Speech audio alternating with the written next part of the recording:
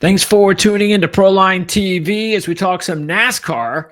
And specifically, we are going to preview the 2025 season by letting you know who we believe are going to win, of course, the championship. We've got sleepers for the championship. We have the championship odds. We have a whole bunch of cool stuff to give you so you can have an idea of what to look forward to this season in the NASCAR Cup Series. This will help you, of course, with your every event wagering as well. And of course, we'll be here every week to let you know what we think about every event on the Cup season. We'll give you our picks each week, and that'll help you out with your fantasy teams and everything like that. So don't forget to subscribe because if you haven't subscribed, a couple of things. First of all, you might miss one of our shows. And second of all, it's the best way to help support our channel and definitely the show. And we definitely appreciate that. CJ, we're doing from RotoWire here once again. And CJ, the Clash was definitely a move in the right direction from Los Angeles. Then again, the barometer was pretty low, so it would have been a little bit better, but it was. And it was kind of cool too. This is the thing I hate about NASCAR.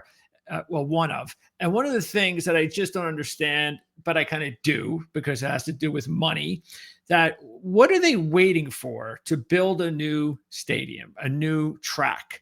And when they do build a new track, please take a little bit of what you saw here this past Sunday night, where you have like the cool, whatever that was. What is it? Like a building that was right on the track and building suites that could overlook the track or something that doesn't have to be too expensive, but sort of like you see at Wrigley Field, where you've got, you can see the people over in apartment buildings, just something modern, which would be really nice. And it just gives you a glimpse of what they could do if they used their imagination and spent a little bit of money, but they're looking at it, I'm sure, as, well, why should we do this? How does this help us? We're making all it does is take money away from us. Maybe it'll help us in 10 years or 15 years, but I'm going to be dead by then, which are most of the people that are running this organization are age wise. So it's just, it's every sport, every major sport has got new stadiums, new this, new that, except NASCAR. And it's like, can you just build one new track? That's all we're asking for. Anyway, the Clash was definitely a better move in the right direction. And maybe they should stay there and give it another try. It definitely felt more appropriate than Los Angeles. I still think the track is too small for those cars. Especially just before you have to go race at Daytona. It doesn't make a lot of sense. Yeah. And I think you're asking for an architectural classic to be built in 2025. I think that would be great. I'm not sure how great humans are at identifying what an architectural classic might be at this point, let alone NASCAR. The one hope that we do have is Fontana Speedway. That's been off the calendar for a while. It's being redeveloped, demolished. They say they're building another half-mile track out there. But with California, all the red tape and regulations and all that is still very much up in the air as to what that's going to happen, at least last time I checked, which was probably just a few months ago. So we'll see what happens with that. But I think your next most likely new track is going to be that one, a half mile out in California at the old Fontana Superspeedway. Yeah, but expect them to, do one of those pictures where they, put the shovel in the dirt. Yes. That's not going to happen. The thing is, you think about it, even if we started to hear whispers about it today, we won't see it for like 5 or 10 years. Yeah. At the way they build now, 5 or 10 years. I mean, it could be anywhere in the United States. These people don't build at a warp speed like they used to. But yeah, I mean, and we're not hearing any whispers about such a thing. So it's a shame. I'm going to be both of us will probably be in our 70s or 80s before we see a new track. That very well could be. It's sobering and sad, but probably not far off of the truth. Okay, but so again, it was a step up. The only thing was, the fact is, you had a good and a bad. You had the fact that you did have a driver like Ryan Blaney who came from absolutely in last place and almost won. That's nice. But you had Chase Elliott, who was basically at the front all weekend, and his car a little bit. It wasn't as great in the long run. In the first 100 laps, they but he was basically at the top the entire race. And so they did tie. So one of the cool little facts that I put in my write-up before the race was that of all the cup races that they had at that track, and there were 29 in history, the last one being 1971, the most number of lead changes they ever had in a single race was 4. And we had 4 lead changes in the Clash. So we equaled the best cup appearance in terms of lead changes at that track last weekend. Wow. 4. Okay. Interesting. Again, the cars are just too big and too powerful for that type of track. I think a half mile is a little bit more suited to them. You can get more cars in it. It is a throwback and a connection to NASCAR's roots, which I greatly appreciate, way more so than the Coliseum. So it is very much a step in the right direction. Still could be better though. It would make more sense if it was, if let's say Bristol was where they're going to kick the season off at, and you had a racetrack like this as the Clash. Okay, that makes sense. We're scrapping everything that they might have learned at all, even though it's ridiculous to try to learn anything from a track that short that's not even on the series. And then they go to Daytona, which is a completely different track. So that's something they have to figure out. And the thing is too, is we get all the excitement. Everybody loves the excitement of the super speedway racing. Sometimes it could be boring, we know, but it could be exciting. And yet, why isn't that ever the All-Star race? Why isn't that ever the Clash race? I mean, it used to though, right? They had the Clash at Daytona. Clash used to be the weekend before the Duels, and you'd have qualifying like the day before or the day of or the day after or something like that, that would set the Duels, and you'd have the Clash. So that gave you your preview of what to expect both in the Duels and then the Daytona 500. And by the way, that gives the teams all the opportunities to make sure they've got everything set for biggest race of the year, Daytona 500. That makes more sense. Matter of fact, look, how about do this? Have the All-Star race at a place like this, and then make the first race after the All-Star race a Bristol or something like that. Well, why don't you do that? That would make more sense. But they don't listen to us. Yeah, they never do. All right, so let's get to it, and let's start taking a look at our predictions for the season. We're also going to take a look at, matter of fact, I guess we could do that before we get started. Let's take a look at the early odds for the Daytona 500. So let's see here. Here we go. So, oh my Lord. It's still. It's the first time I've seen this. Still haven't learned.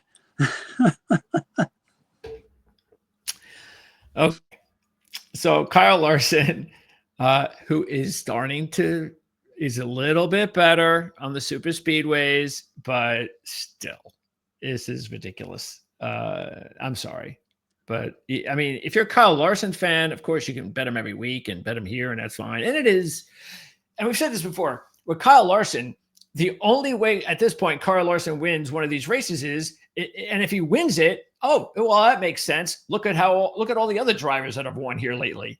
You know, that's where I would put Larson in that category, but not 11-1 as the favorite of the race, please. And look at Ryan Blaney. I was going to say, how can you put him ahead of Ryan Blaney and Joey Logano? Even, well, I could keep going on, but just on the screen, Ryan Blaney and Joey Logano. Even Kyle Busch, who we know is a very good, experienced super speedway driver, he's been in a million of these races. He does not have a lot of wins. So, yeah, this is just name. This is all just name. This is the Daytona 500. Let's put the most recognizable names at the top of the leaderboard. So, all right. Anyway. Well, that's good, because you can take advantage of that, and you could go after a Hamlin or a Blaney or a Logano, because the chances, it's possible one of these drivers could end up 9-1, 10-1 by the race. So you're getting some value here, believe it or not, to grab them right now. Wow, Todd Gilliland, what's he doing up there at 16-1? New car, new season, ready to go. Wow. Maybe a boost there. He's done really well at super speedways. As you know, he's with Front Row Motorsports for I should say new car, not new team. He's going to be in the 34 with Front Row Motorsports this year. Obviously, that's the car that Michael McDowell won that surprise Daytona 500 with. So of those two together put him a little bit further up. I still wouldn't put him, in the same conversation as Keselowski, Logano, or Blaney at this point, but it's still a week and a half away. Yeah, I mean, look, even Priest, Berry are up here. So, yeah, I don't know. I think there's some bargains out there for sure. So if you want to take advantage, this would be maybe a good time to do it before some of these odds start to drop a little bit. But again, it is the 500 and anything can happen, and it's unfortunate. Shouldn't be the way that race is, but it is. Okay. Let us now get to start here what we came here for, and that is to make predictions on the season. So here are the odds to win the championship. And what we're going to do is we got 10 questions that we're going to answer and make predictions for. And so you can take a look at, because the odds are going to be important here as we do this. And the questions are going to be, they're going to range from championship pick, round of 8 pick, round of 4 picks, sleeper picks, championship picks, and which drivers that did not make the playoffs last year that you think will, and vice versa. So there's a bunch of those types of questions as we scroll down the line here. And you can, of course, check out these odds over at DraftKings.com. I'll try to put a link in the description for this. So again, these are all championship odds only that we're going to talk about today. Okay, so first question. And when I was looking at these odds, the biggest differences, here were the biggest differences from last year to this year. Okay, let's see. Where is he? So Kyle Busch last year was 14-1. So now he's 22-1. Brad Keselowski last year was 16-1. He's now 28-1. Chris Buescher last year was 20-1. He's now 40-1. Really? That's surprising. Yeah. And maybe the biggest one, where is he? There he is. Chase Briscoe last year was 100-1. That's not surprising. Yeah. So now he's 18. Buescher for sure. Yeah. Okay. So those are the biggest changes. And the last three champions, their odds were 11-1, 11-1, 12-1. So it wasn't any of the single digit drivers. Meaning maybe this is your guy right here, Chase Elliott, 11-1. We did not talk in advance, but that probably gives you a preview of who I chose. Oh, I like it. Maybe I'm going to change my mind too. Well, you've already made it, so I'll stick with mine. All right, I like that. So Chase Elliott does seem like a really good play on trends over the last 3 years with championship odds. All right, so let's go with first question. Which drivers who didn't make the playoffs in 2024, CJ, do you believe will make it in 2025? So I think let me know what you got. Yeah, I think that's an interesting question because I think there's going to be a lot of change within the top 16 this year. We had some surprises last year. We've got a lot of people on new teams. We've got people that have left the series, etc. So that means there are a lot of opportunities for guys and people who didn't get in last year to work their way in this year. So top of my list, there are two names that immediately jump to the top of my thought process, and that's Kyle Busch and Bubba Wallace. I think both of those drivers are race-winning capable drivers that just need to get it done before the playoff series starts, and obviously they would work their way in. Busch, we talked a lot about his slow start to last year. He was really coming on at the end of the year. Wallace just got a contract extension, and his teammate has been doing extremely well, so he knows he has to step up. And then if you want to throw two more names in that conversation that I think were a little bit underperforming in 24, hopefully they step up in 25. I would also throw Chris Buescher and Ross Chastain into that conversation. Okay. Now, keep this in mind to make it easy for us. Two drivers are not basically opened up a spot for us. That's Burton and Truex. Yep.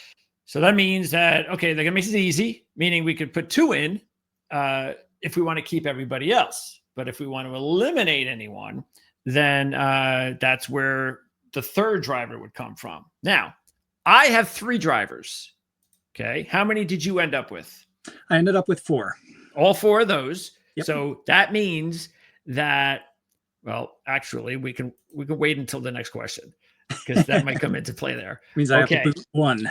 Yeah. For me, I'm going to agree with you with 2 of those because, again, I agree with 3 of them. So I don't think it was very difficult for me or for you. So I agree with Kyle Busch, Chastain, and Buescher. I just could not. Wallace was obviously the last one in that I just couldn't find a way in. And that's only because there are a couple of drivers that maybe you don't have that I do. Because I do think there would be a couple of surprises, as there always are. And boy, when you look over this list, especially when you have to get down to like even the final 8 drivers, it just shows you how competitive right now the sport is. It's like really hard to because you can't just take all the top 8 drivers. It doesn't work out that way. Some driver or 2 is going to make their way in that nobody expected. You have to take in consideration. You don't have to, but you should. So it's really difficult to find how do I, if I have a sleeper or 2 to make the 8, who am I kicking out? So it's one of those things where you're just going to get lucky if you actually make those predictions and they come true. Okay. Second question.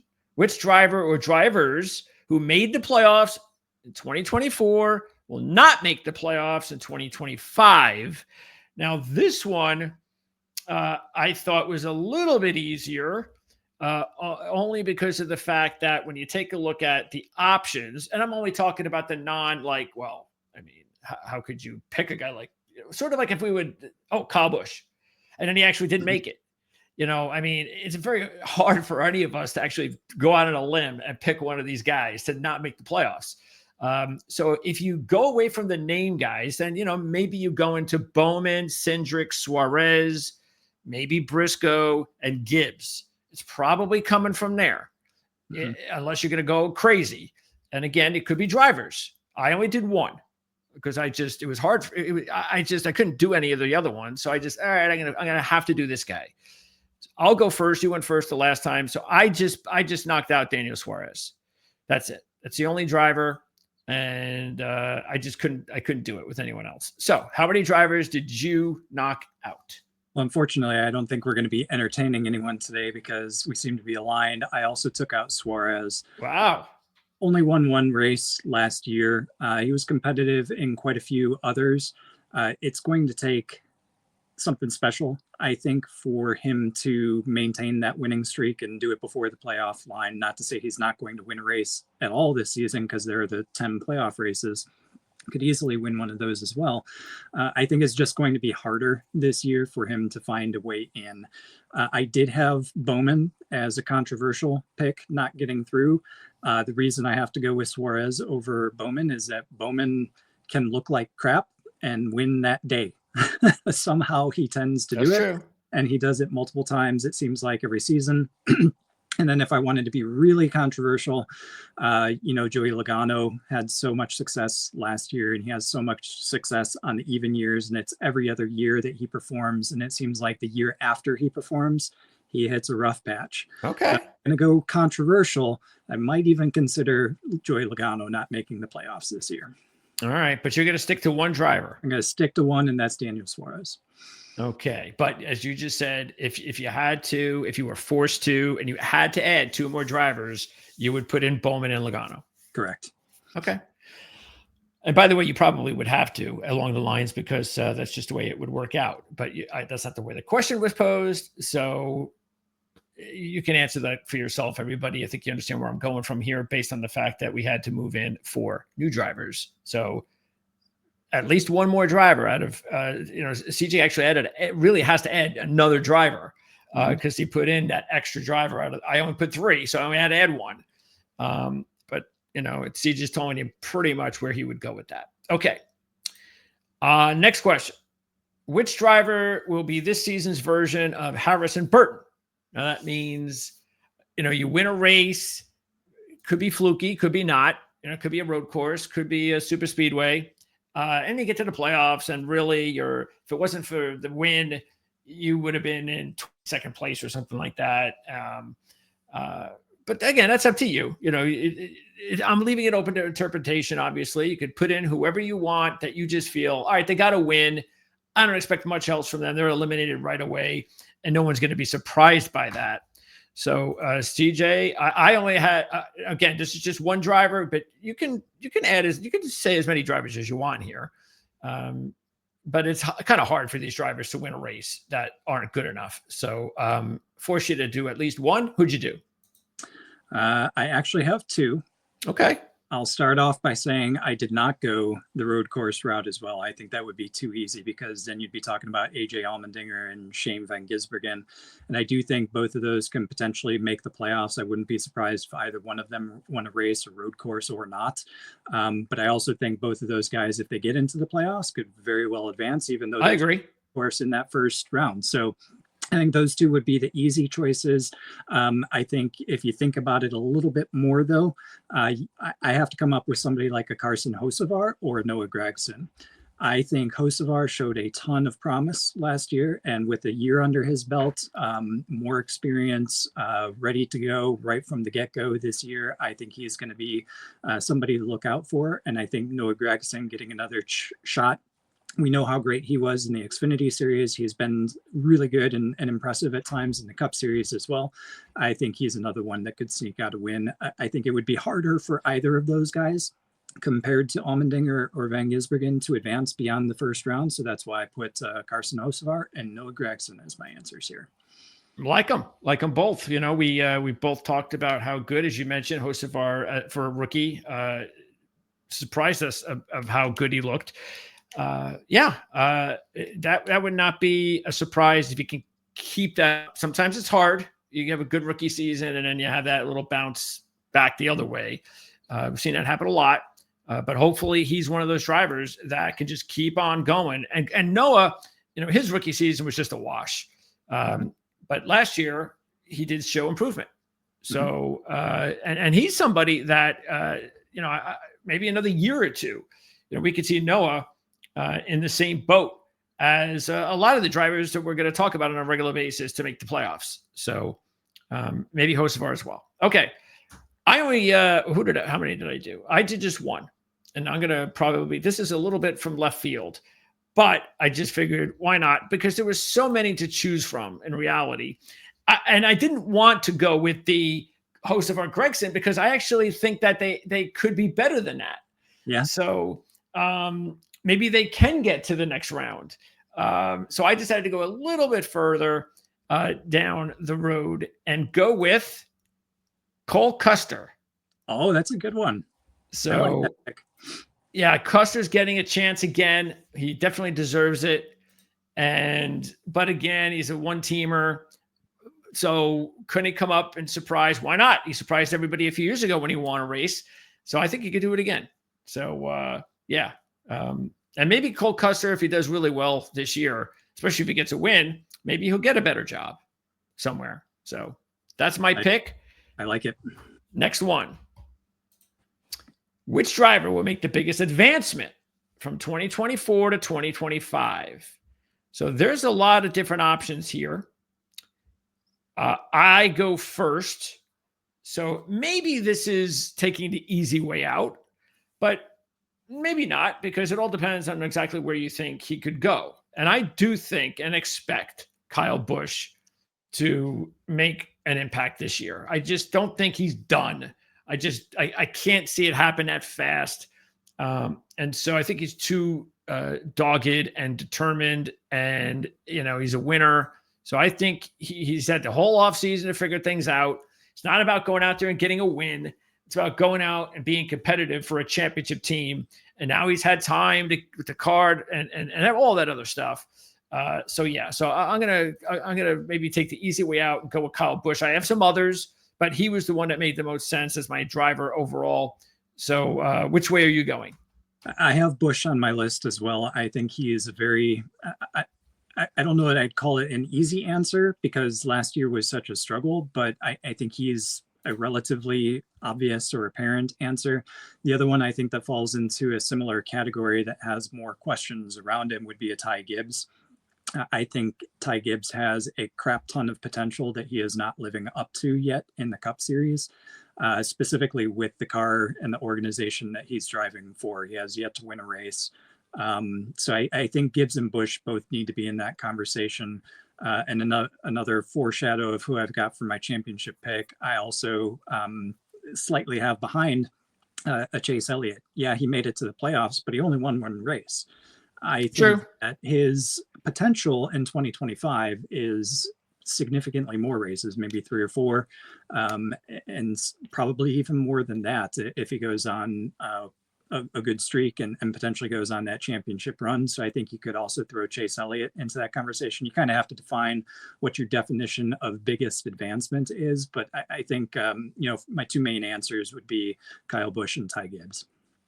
Yeah, if I was taking someone like from after Kyle Busch, like all those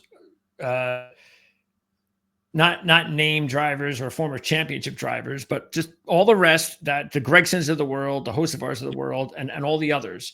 If I was taking one of those guys, I might take Eric Jones. The only thing is I just don't know about the team. I don't know if the team is capable, but Eric Jones just is way too talented to have another year like that.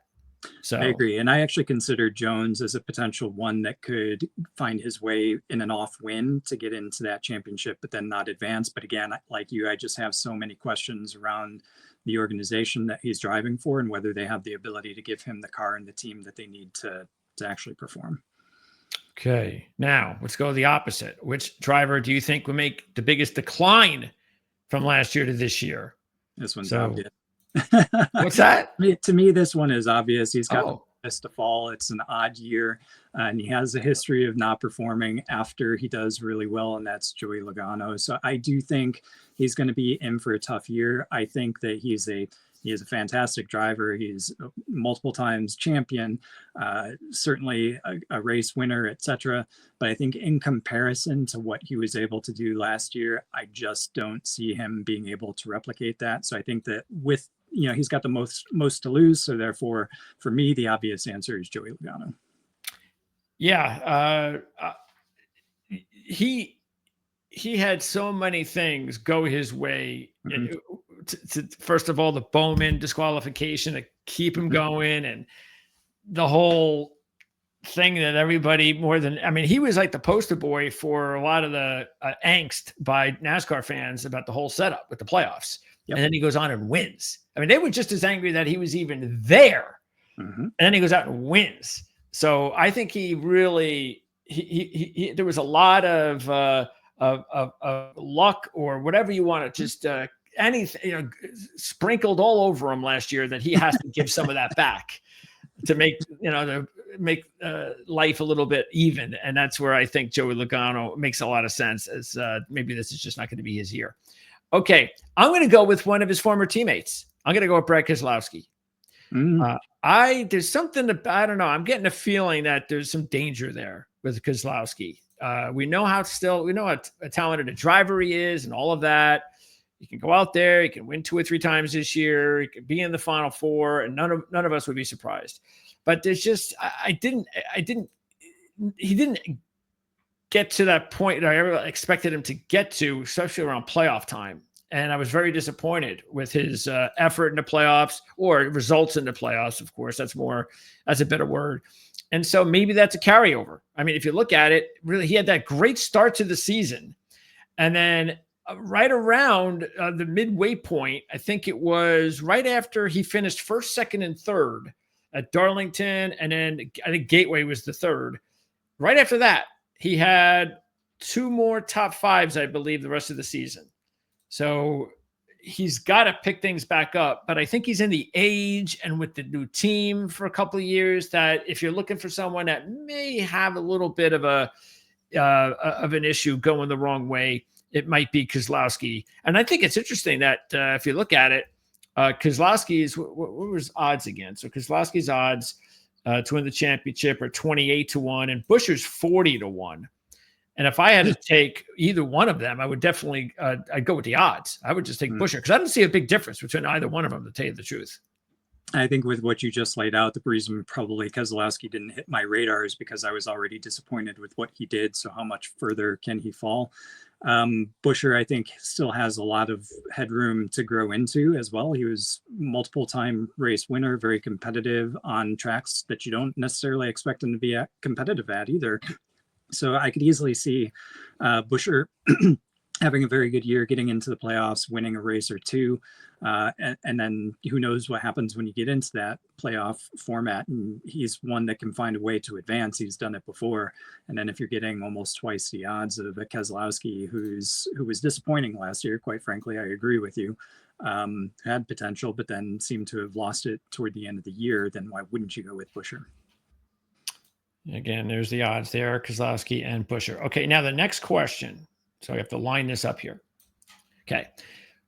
Give me your round of 8 sleeper. Okay, now this has to be a driver with odds of 65 to 1 or down. So it's got to be any, starting with Van Gisbergen and Wallace and any of these drivers here. So who is your round of 8 sleeper? So we're not just talking about getting into the playoffs. We're talking about actually advancing, which is significantly harder. And you've got to advance through 2 rounds of elimination, which gets you down to an extremely tight level of competition. And I think there's really only one person that I can see doing that, and that's Bubba Wallace. And I'm not cheating by going at the minimum odds that we agreed to in advance. I genuinely think that Wallace has a lot to live up to with the car that he's in and how his teammates have performed and what his team expects of him. So I think that we're going to see a new Bubba Wallace. I think that we could see a new Bubba Wallace this year that is much more consistently competitive than we've seen more recently. So I think Wallace would be my pick of a sleeper top 8. Yeah, and I could see that as well. Like, again, I did not at the beginning, our first question, put him in the playoffs, but he is definitely, again, he was my first driver out. And it's just the fact that, I don't know. I have to see him take that next step, though. Mm-hmm. And I know he's getting there. That's why this season, without a doubt, this is it. This has got to be his season to prove that in other words, he can't have any hiccups. He can't have a bad luck year. You can't have something happen that just, takes away from this, that, or the other thing. He has to have a straight line, no distractions. I've got all of this. I got a little bit of momentum from last year. And now you've got to put all your chips in and prove to Michael Jordan and everybody that you're capable and you're deserving of this position, because I think he's gone if he doesn't make the playoffs. I don't disagree with you one bit. I completely agree with that sentiment. And again, especially if you look at how well his teammates have been performing in last year, you could put that down as a bad luck year. You can't have that 2 years in the sport and with a team of that caliber. So let us know what you think. Let us know if you guys believe in Bubba Wallace or not. Do you think he's got the talent to make the final 8, let alone the playoffs? And if you do or don't, let us know why. Okay, so I don't think this is going to be a big surprise to you that I am going to take a driver that I mentioned last year that I thought could, matter of fact, I think I might have said this on maybe the last show or the first show that we did to kind of take a look ahead at, I don't know. I think this guy's ready to take that next step, and that's Austin Cindric. Not a surprise. Yeah. So Cindric there, as you see, at 100 to 1 to win the championship, but we're just giving you top sleeper to make the 8. And I think it's time now as well. I think it's time for Austin Cindric to prove what kind of top driver he is. And I think he's got the talent. Now it's time for him to prove it. And look, maybe with Logano going down, in a way, maybe that'll help Cindric go up. So yeah, who knows? Cindric, I think, showed last year. Cindric last year started living up to the potential that we knew that he already had. He was excellent on road courses, fantastic on super speedways. He came out with the Cinderella story of winning in the Daytona 500 rookie year, getting that out of the way, and then was kind of off the reservation since then. But last year, I think we saw him put himself in situations where he was there to pick up the win. And it actually happened. And that's what you need to do in this sport. And he was doing it more consistently last year than we've seen in the Cup Series since he's arrived. So you'll notice I did not have him out of my championship or my playoff picks for sure. And that was with good reason. I agree with you. I think we're going to see Cindric continues taking that step up. I think we'll see him perform even better, probably at his best on road courses this year compared to other seasons in the Cup Series. Okay, so now we're going to talk about who we believe will make the final 8. All right, so I will get started. And once again, as I said before, it's very hard because you have to, if you're going to bring in a driver or two that you think could take that next step, then a couple of the drivers have to go out. So interesting that out of the 8 drivers I have here, 5 of them, their last name begins with a B. So I'm going with Bell, Blaney, Bowman, Busch, Byron, Cindric, Elliott, and Larson. And so the 2 big names that are out are Logano and Hamlin. And again, with Hamlin, it's sort of like Keselowski. It's like, look, these drivers are getting older.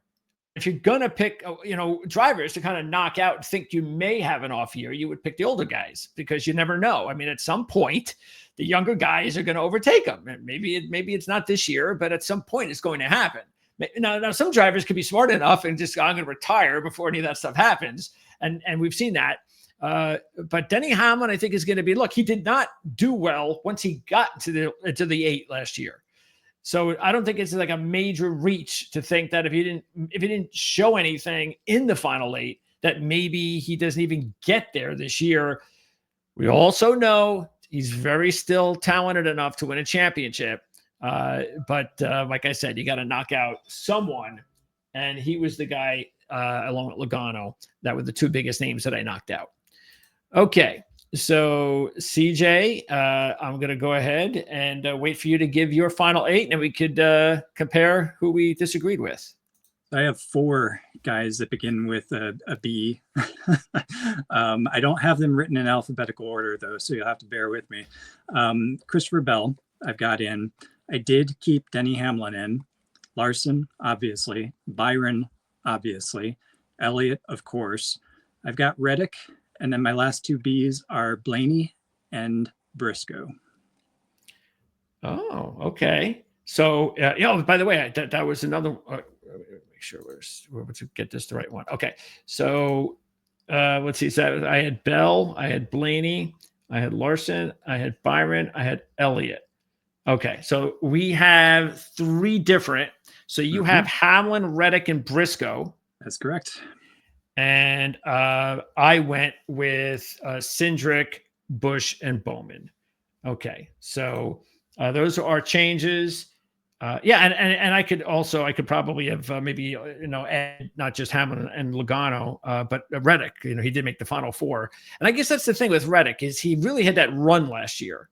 But the thing that I think was, and maybe not surprising because this is what happens, and we see this all the time, really, is that he has this great run going into the playoffs.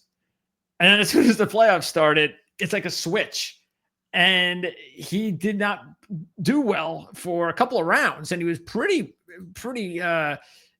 fortunate that he was able to get to the point where he had the win at Homestead, which got him in to the final 4. So he has got to he's got to get back to that guy that he was for most part of the second half of the regular season.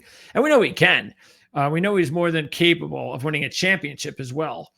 And where is his odds right now? Again, Reddick is sitting there at he's at that 8-1 number, which I think is a little bit. I mean, I don't think that he should be ahead of Chase Elliott, but again, Reddick did have a better season than Elliott last year. So yeah, I think we saw Reddick. Like you said, he's got the talent. He would not be a surprise to be a champion at some point in this series. Certainly continue to win races and perform very well in advance in the playoffs. Last year, I think we saw a couple of instances of him not really being able to shoulder the stress that comes with racing at the front every single week and having that pressure to advance.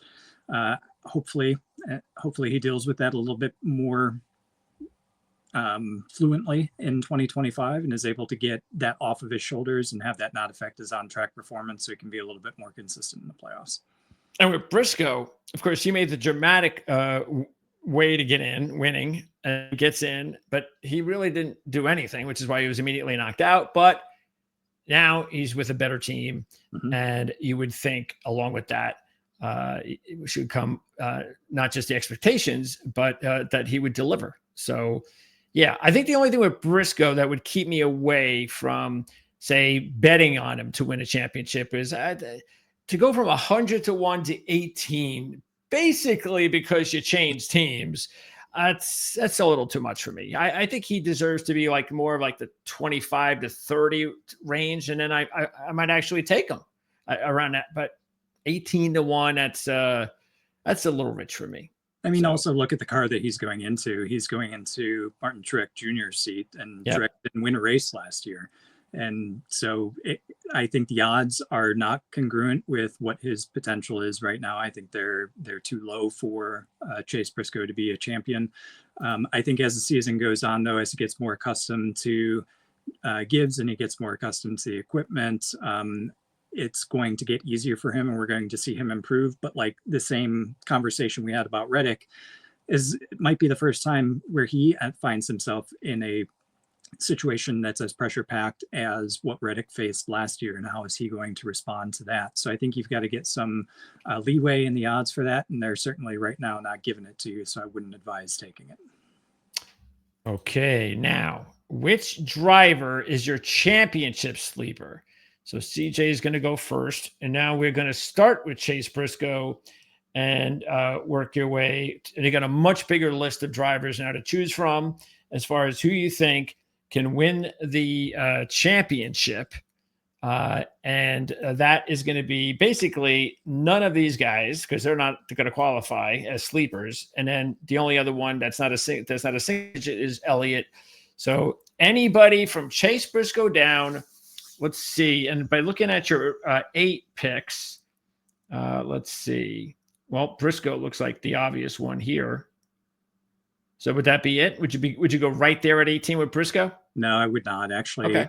I think if we get somebody who's going to be a sleeper championship medal kind of guy. Okay. Yeah, they're going to be somebody that comes that has, like the year we talked about with Logano, where things break their direction.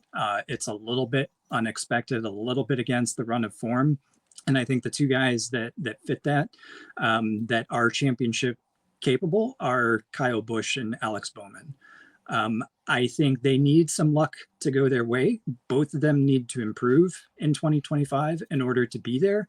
But at the same time, either one of them, if they get those breaks and those things happen, they could easily find themselves into the Final Four, if not even winning in Phoenix and taking the championship.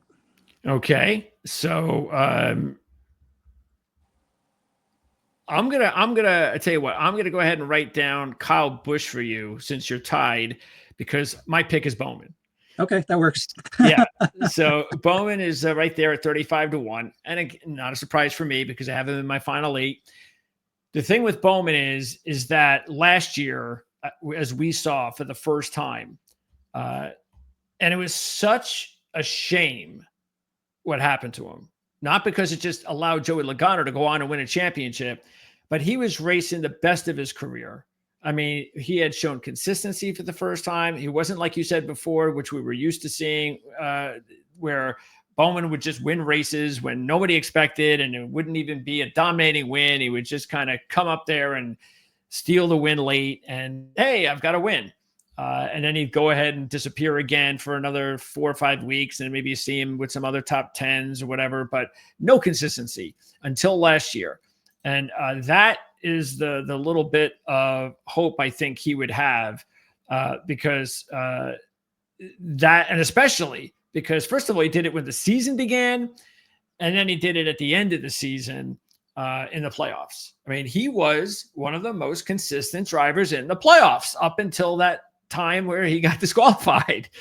So he could have won a championship if he wasn't disqualified. And so why wouldn't I kind of pick up where he left off?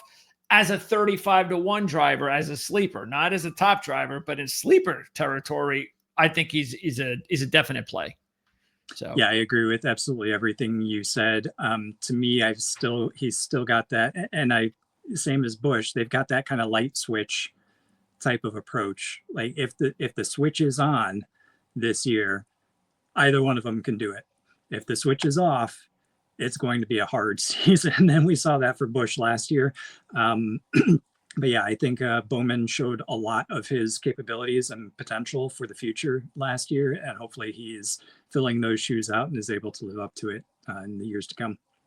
Okay, so now it's Final Four time, and this one, I believe, I'm going to make my pick here. So I go or you go? I go. I think you go. No, you go. No, I go. I go. Yes, you went with Blaney and Busch and Bowman, and then I went. Okay, so who will make the championship four? Okay, so we're going to basically eliminate 4 from our 8, and the 4 that I'm going to go with, and this is where I'm not going to have no surprises. So because I had a couple of surprises in there, Bowman, Busch, Cindric. So it means I got to take one good driver out. Okay, so I've got out of the 5. Bell, Blaney, Byron, Elliott, Larson. I got to take one of those drivers out, and I'm going to take Larson out. So, and a couple of reasons for that. One is because he's not going to be my championship pick. Second, I do think I agreed with you with Elliott. I think this is going to be. He's just too talented, and he's got to be back. So yeah, I think taking Elliott this year, not necessarily in the 500, he hasn't been necessarily great in that, but yeah, you might be getting good odds early in the season on Chase Elliott in some of these races, and I think you should take advantage of him because he's going to win, and you want to be able to get him before those odds drop. And then Byron has just been way too consistent lately, and he's younger and he's hungrier and he hasn't won yet. And then obviously with Bell, he was my pick last year to win the championship. So I'm not taking him out of the 4 this year. And Blaney, not just because he's my favorite driver, but how do you not go with Blaney, unless you do, but how do you not go with Blaney after he nearly comes this close to winning back-to-back championships? So anyway, that's my explanation of why I have to dump someone. So I'm going to dump Larson. But of course, that's just nitpicking. So those are my 4. Do we have the exact same 4? I've got Bell, Byron, Elliott, and Blaney. Okay. Yes, we do. Wow. Hard to believe. Maybe not. Byron, like you said, way too good. He's way too good, way too consistent, young, hungry. I think he's going to get there again. Bell, the exact same thing. He was fantastic last year. I think he is championship material. I think he's going to be there again. In fact, I even looked up, I think he's been in 3 Final Fours in a row now. So I looked up to see, like, okay, has anybody ever done 4? Like, is he going to go against the statistics there if I put him in the Final Four again? And it turns out no. There have been a couple that have done 4 or even 5 in a row. So I didn't feel like Bell would be on the cusp yet of being too big to fail. Blaney, like you said, how can you not? When he almost won 2 championships in a row. I do think that this is the year that Penske's domination or championship streak ends, though, and thus Elliott is my 4th choice. All right, and Elliott's your pick. Elliott is my pick for the champion. And I'm going back to Bell. It worked for me 2 years ago when I went with Blaney. He didn't win. I went back to Blaney and he won. So I got Bell last year, and I'm going back to Bell again this year. And again, he's sitting there at 5-1, and Elliott's at 11. And I'll tell you right now, even though I'm taking Bell, I'm not taking him at 5-1 in February. But I would take Elliott at 11-1 in February because you may not get that number again the rest of the season. So remember, he's got name recognition. So the fans are going to flood the betting markets if he starts to show that he's got that championship in him again, the ability to win a championship. And so you'll be very, very thankful, believe it or not, that you got 11-1 if Elliott does go on and get off to a good start and then makes the Final Four with a shot to win it all. So there you go. Those are our predictions for the 2025 season. Let us know what you think. Let us know. Let us know what you have for any of these questions that we have here. So if you want to give your official picks in any of these questions, whichever one you feel most confident with, because we'll hold you to it, and we hold ourselves accountable. So what should make you any different? And then next week we will preview the Daytona 500. I think one of the cool things about having the Daytona 500 as the first race is we don't really have to have a ton of like research and handicapping. It's pretty simple. I mean, you know who the better super speedway drivers are. It doesn't make it any easier to pick the winner, though, obviously, because of the winners who have taken this race. But, at some point, it's going to come back around and we're going to start getting a little bit more consistency. I mean, look, William Byron won last year.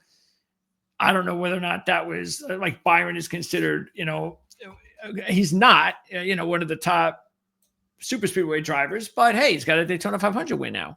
So he's not that far behind now. But next week is when we're going to break down the field, and that'll get us started. And then we've got Atlanta right after that, right? Yes. So we really don't have to worry about a whole lot of tough handicapping, because the first couple of weeks at least are going to make it easier for us when we go to a couple of super speedway setups. Two super speedways and then a road course out in Texas before we get to perhaps what you might call the first real track and arguably the most important track, which would be Phoenix, which is that fourth race of the year. And like you said, for the preview of Daytona, it's not too difficult to handicap Daytona Talladega at this point, as you said, which is what makes the current odds for the winner just so off and so baffling. So if you're watching this now, definitely take a scan of those odds today. I'm willing to bet they change. Maybe not. I don't know. Maybe they won't. I'm willing to bet they change before next week, though, especially with Larson. He's not been great. How do you have him as a favorite? I just get it. Maybe for pole, yes, sure, put him on there. But for the race win at the Daytona 500, he hasn't been great at super speedways. I question that. Yeah, and we'll try to also give you some insight into things like top 3 and top 5.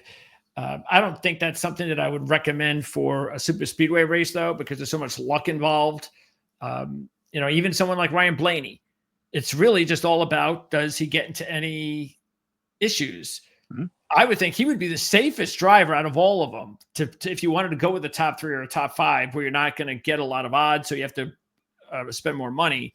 But that's what you're betting against. You're betting against the fact that he's not going to get into any trouble, because if he doesn't, it would be a shock if he wasn't in the top 5, and he could also be in the top 3. But the crazy thing is also about a setup like Daytona is you could be second in the final lap and end out outside the top 5. So you're never safe. So you do have to deal with that, but that's on next week's show. All right. So you are going to, what do you have on rotowire.com now? Anything, between this week and next week before you preview the 500?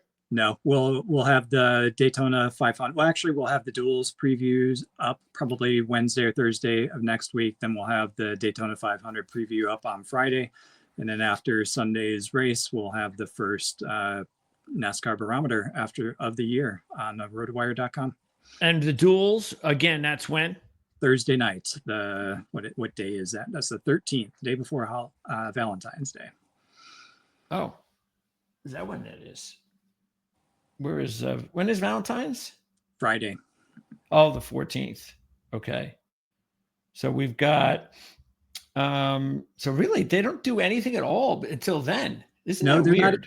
They're not even hitting the track, I think, for practice. Why? Buying until like the 12th. It used to be that they would spend, when they were doing the Clash at Daytona, they would have the Clash like, I don't know, the 8th Saturday night, and then they'd qualify for Daytona 500 on the 9th, and then they'd have the Duels on Thursday with the race on Sunday. I guess with the moving of the Clash, they tried to condense the time spent at Daytona, oddly enough.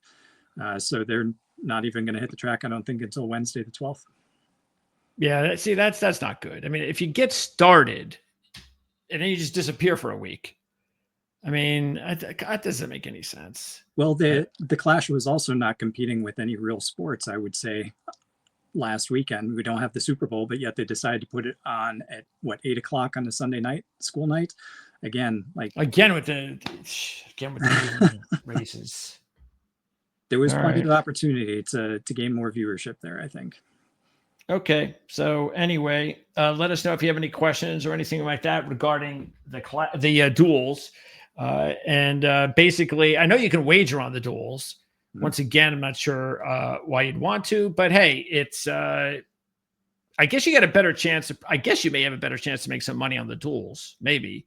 I know it's a little bit more normalized, but and you're not going to have anything at all. Do you have, as far as the duels, like what would you suggest? Yeah, I'll have that's right. You will. Okay. And I'll include this year, and I did it for the Clash, and I'll do it for every race going forward, a best bet section. So we'll not only do the favorite, we might pick a long shot. We'll scan the odds, see if there's any good values, maybe the top 3s, top 5s, top 10s, things like that. Whatever the odds present that is interesting and perhaps worth considering or thinking about, or maybe even avoiding, you'll see that in my columns this year in my previews. And we will have one for the duels. It'll probably be up on Wednesday, if not very early on Thursday. Wednesday or Thursday. Okay. And that's next week. Next week. I have to keep checking because it's like, how can it not be this week? It is weird. Okay. All right. So there you go. Let us know what you think. Subscribe, like, and share. We appreciate that. Again, that gives us the best chance of succeeding here so we can keep putting these videos out. I will also have a video. Matter of fact, I don't know. What would you suggest when I do my qualifying video? Should I be doing that like right after the duels? After the duels. Yeah. Anytime Friday or Saturday. Definitely before the duels. So that's what I'll do. That'll be the first one. And as I said before, we're going to give it a try here on our new channel and hope that we get somewhere with it. And if we do, then I'll just keep it going. If not, then I don't know. We'll have to rethink it. But that'll be the next broadcast. We will take a look at qualifying, post-qualifying after the duels. And then we'll see you for our Daytona 500 preview in a couple of weeks. So for CJ Redoon, I'm Greg DePalma. Thanks for tuning in here to our NASCAR coverage on Proline TV. And if you're into football, like the Super Bowl, you can check out our show that we're recording in about an hour, actually. It's going to be our official Super Bowl preview show. We've got a bunch of handicappers on the channel that are all going to chime in and give their picks and Super Bowl props and all that stuff. So if you really like to know exactly what to wager on all game long with the Super Bowl and how to be invested in it all game long, check out our show, the Playbook Against the Spread podcast that's coming up, and it'll be posted here on the website, on the channel, the YouTube channel, probably around Wednesday early evening. And then we'll have our horse racing coverage on Thursday. We already had our golf coverage a couple of days ago yesterday, Tuesday. And don't forget F1 coverage is also coming up, but we still have 2 more months for that. Right, CJ? Yep. End of March for Formula One. Okay. So there you go. We'll see you next time.